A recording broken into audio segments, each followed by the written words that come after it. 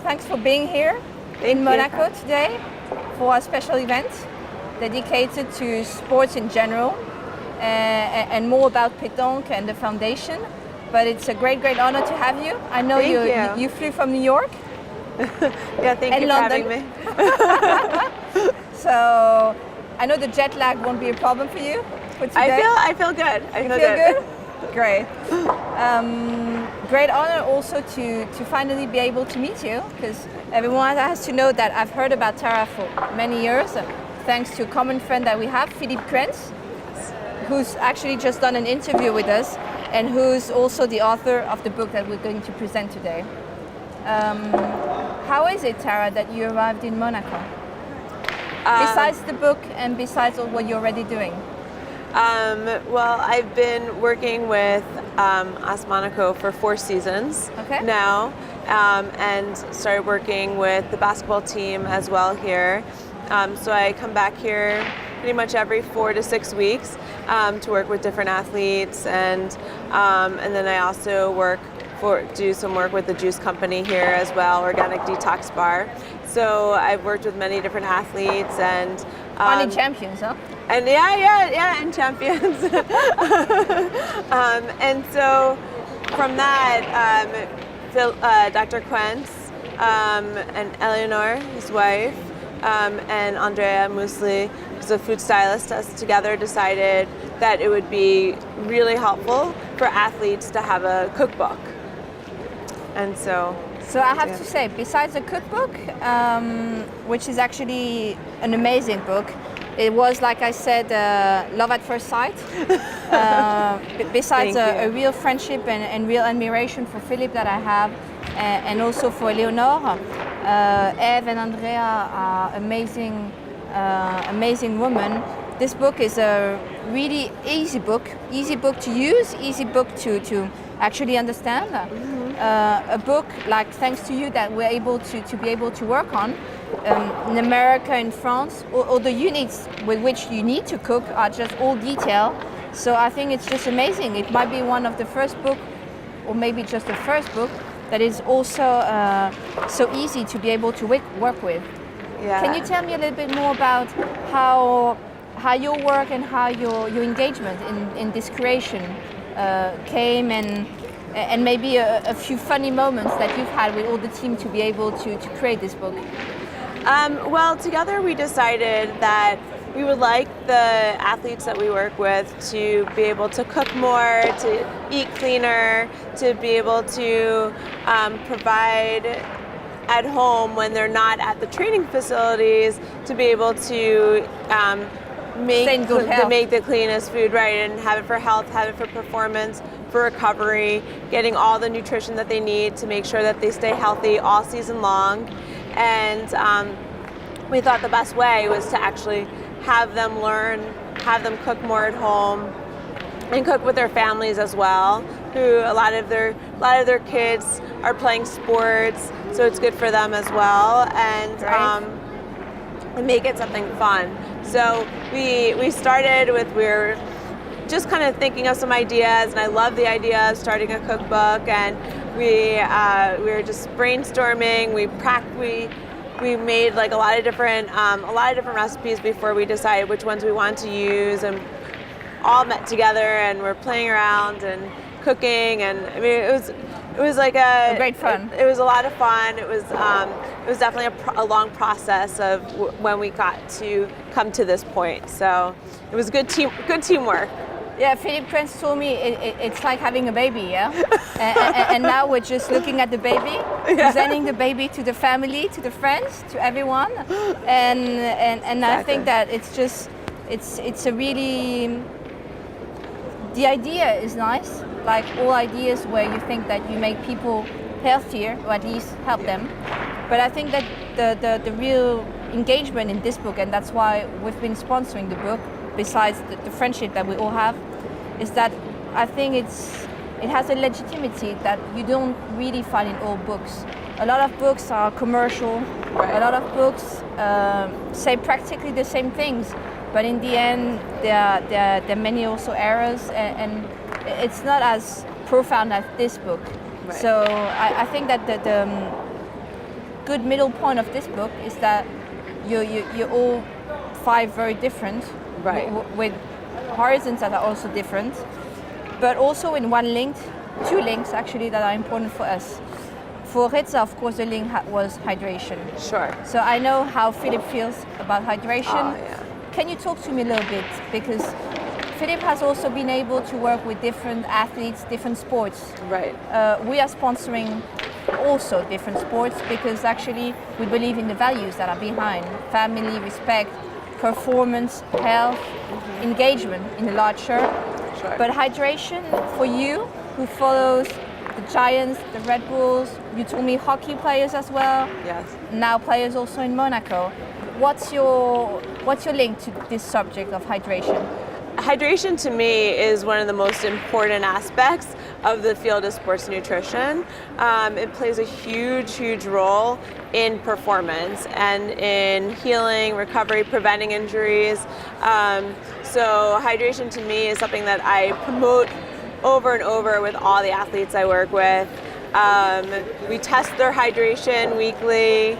It's something that to me is a priority, absolutely, before anything else. And so it's great that the book here too talks about hydration a lot.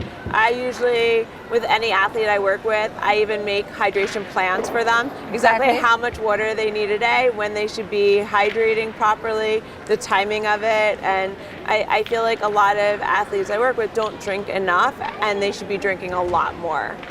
Yeah, a lot more like water, a lot more that fluid. You have for Exactly. all the athletes. Exactly. Yeah. Because even like a 1% to 2% dehydration could lead to a 30% decrease in performance. So hydration to me is again, it's number 1. Okay. So it's good because I actually believe the same thing as you do. Maybe not as professional with the athletes, but I see it with owners of companies as much as with athletes, or just with kids. It's very easy. It's like in all the sports that you practice in water, people think that you need to be hydrated less. It's the opposite. Oh yeah, it's the opposite. You need to be hydrated before and after even more. Yeah. So it's actually also fighting against prejudices, that people have. And I think it's also a good thing. I think that what is good also in the book is that it starts to show how much water also you have in the ingredients. Because Sure. many people really don't know how much water you have in ingredients and why you say that the body is made of so much water Right. and why we need through food to be able to have water being reintegrated, yeah? Oh, absolutely. When we speak about nutrition, which is a bit larger than hydration, can you tell me how you feel about that subject with your athletes, but just also in general about the future and how you see these themes to be worked on? In terms of hydration as part of nutrition as the bigger practice. Yeah, but also about nutrition in a larger sense. Okay. Like, how do you feel about that subject? How do you work with your athletes about nutrition? So in terms of nutrition, I mean, there's many different aspects to it. Yeah. And so in terms of my athletes, number 1, we talk about portion sizes and the amount they should be eating. So in the book itself, we have different portion sizes. Actually, it gives you an idea depending on the size athlete. So like an American football player, an NFL player will need oftentimes a lot bigger portions than, let's say, a gymnast that we're working with. So so it can vary based on that. And then it varies also based on if you're male or female oftentimes. So we have that also divided in the book as well. But so number 1, portion sizes. Number 2, making sure someone's getting in all the vitamins and minerals that their body needs. So they're getting like a very colorful diet. So the book here really promotes having a colorful diet. We use lots of different fruits and vegetables, a lot of superfoods to make sure that you're staying healthy, you're getting all your body's nutrients you need to prevent different illnesses besides from having a high performance level for sport. And then hydration, like we were saying before, is a big aspect of it. And then also making sure that someone's eating clean. So eating clean makes a big difference for body composition, for energy, for endurance, for speed. So that's like a really important aspect. And all the recipes in this book are all focused on clean eating as well. So those are probably the main aspects in terms of how I work in terms of nutrition with all my athletes. I'm asking you this because it's very important for people who see this interview, the link that the US has with sports in general, or even in some countries. Yeah. Sports is a culture. Sports is huge in universities, and the atmosphere and how people feel about sports is very different in Europe than in the US, or even in other countries or continents, and even in Monaco. So I think it's important to say that the fact that you've been able to work with all these athletes and different athletes, and now that you work in the US but as well as abroad, I think it's a huge plus, I'd say, for this book and maybe for future projects, since there's also a lot that remains to be done on these subjects and a lot to show about differences as well as the elements that we have in common in between the US and here. Sure. Yeah. Just one last question. How do you feel, even if it's a question that might be a bit surprising sometimes, Okay. how do you feel about the theme of cancer in sports? I mean, for the foundation that has the name of my father, Fondation François-Xavier Morat, we are the first one in the world today that works so much on programs on cancer in sports. Okay. On prevention. Yeah. On how you work with athletes if they have a cancer, or just because they have more chances with information to be able to have cancer, or at least an illness that is close to information of the cells in any types at any age. Yeah. And the fact that for a very long time in Europe, once that your career is finished, I'd say no one takes care of you anymore, yeah?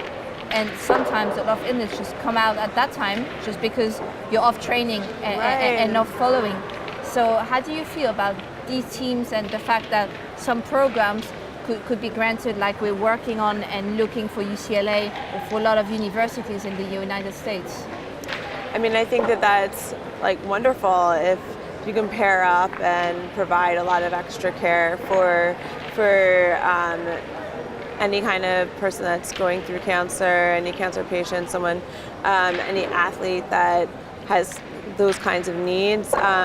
We actually have a player on the New York Giants who battled cancer, and he's now been on the team for 4 years and healthy, and so nutrition and hydration plays an important role for him as well. But I've worked with a lot of athletes actually who have battled cancer at some point in their life, because I work with a lot of adolescents as well, and it plays, in terms of nutrition, it plays a huge part in terms of preventing preventative health, the hydration in terms of preventative health, and then sports just makes a big difference in terms of like psychology and in terms of it's mental, like also, right. Yeah? It makes like a huge difference in terms of mental health and bringing that enjoyment and the energy back, and something that's really positive to focus on.